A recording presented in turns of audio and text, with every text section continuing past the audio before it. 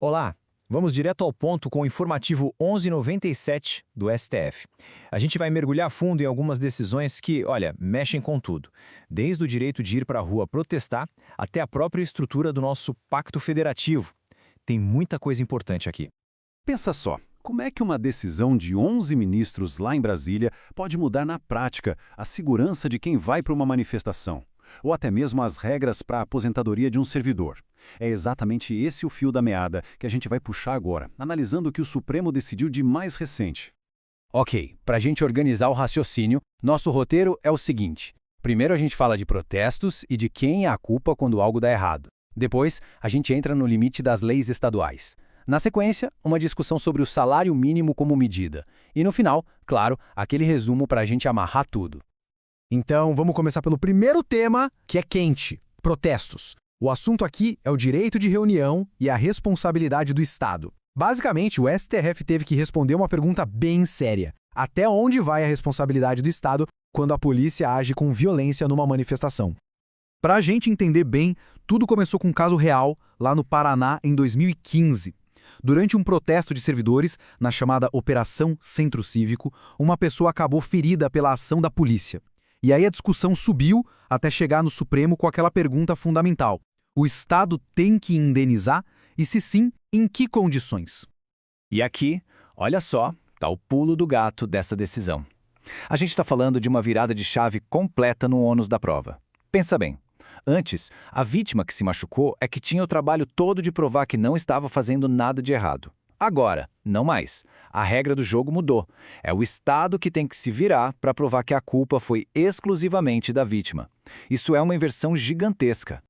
E a tese que o STF fixou, em bom português, é a seguinte: só porque alguém estava lá no meio da manifestação, isso não quer dizer de jeito nenhum que a culpa é dela. O que a Corte fez foi bater o martelo na chamada responsabilidade objetiva do Estado. O que é isso? Simples. Aconteceu dano, foi por causa de uma ação do Estado, então, em princípio, o Estado é responsável. Se ele quiser se livrar dessa responsabilidade, ele que lute para provar que a culpa foi só da vítima. Então, por que isso importa tanto? Porque essa decisão, na prática, é um escudo para o direito fundamental de se manifestar pacificamente. Ela manda um recado muito claro. A pessoa pode ir para a rua protestar sem carregar aquele medo de que, se algo der errado e ela for ferida, ainda vai ter que provar que é inocente. A bola está com o Estado. A responsabilidade pela segurança é dele. Beleza, superado esse ponto sobre protestos, vamos virar a página. Agora a gente entra num terreno clássico do direito constitucional, mas que aparece toda hora: o nosso pacto federativo. A gente vai ver 3 casos em que o STF teve que apitar o jogo e dizer: opa, Estado, essa área aqui não é sua, é da União. O primeiro exemplo vem lá de Rondônia. O Estado criou uma lei que, na intenção de proteger o servidor público, permitia que ele cancelasse unilateralmente um empréstimo consignado se a financeira estivesse em apuros, tipo em liquidação. Era basicamente dar ao servidor o poder de quitar a dívida com desconto, sem precisar combinar com o banco. E o que o STF disse? Inconstitucional. Não pode. E o motivo é bem direto. Quem manda nas regras de direito civil, direito comercial e principalmente em política de crédito é a União. Está lá no artigo 22 da Constituição. O Estado de Rondônia simplesmente não tem essa competência. Agora, vamos para Santa Catarina. Lá, a jogada foi outra. O Estado quis dar uma força para a indústria de carvão mineral local. E como? Criou uma lei que obrigava as empresas de energia a pegar 5% da grana que elas investem em pesquisa e desenvolvimento e direcionar especificamente para projetos com carvão. E o resultado? O mesmo. A lei caiu. O STF mais uma vez reforçou a sua jurisprudência. Olha, quem legisla sobre energia e define como funcionam os contratos de concessão nesse setor é a União. E ponto final. O Estado não pode interferir nisso. O terceiro caso dessa leva vem de São Paulo. Lá, o Estado mexeu nas regras de aposentadoria dos servidores. Criou um requisito a mais. Para se aposentar, o servidor teria que ter ficado pelo menos 5 anos na mesma classe ou nível da carreira. E, de novo, o STF barrou a iniciativa.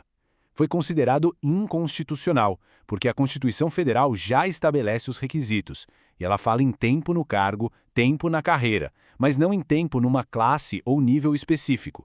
O Estado, então, não pode criar uma exigência, um obstáculo adicional que a própria Constituição não previu.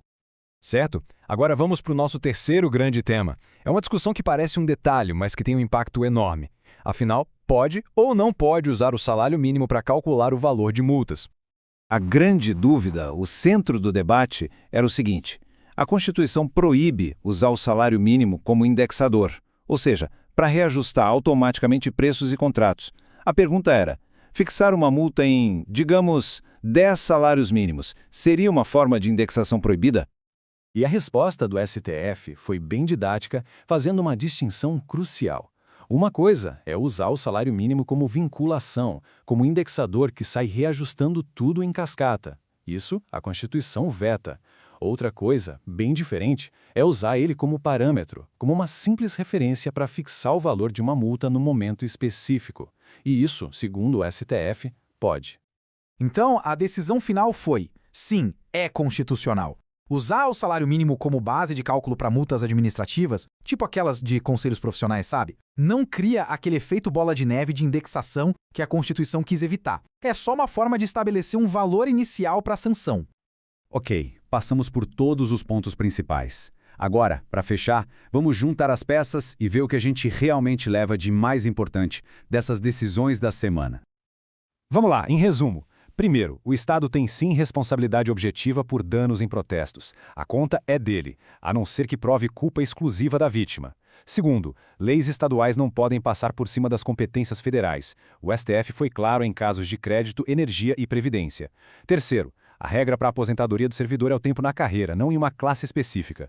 E quarto, está liberado usar o salário mínimo como parâmetro, como referência para calcular multas. E no fim das contas, todos esses casos nos deixam com uma reflexão, né?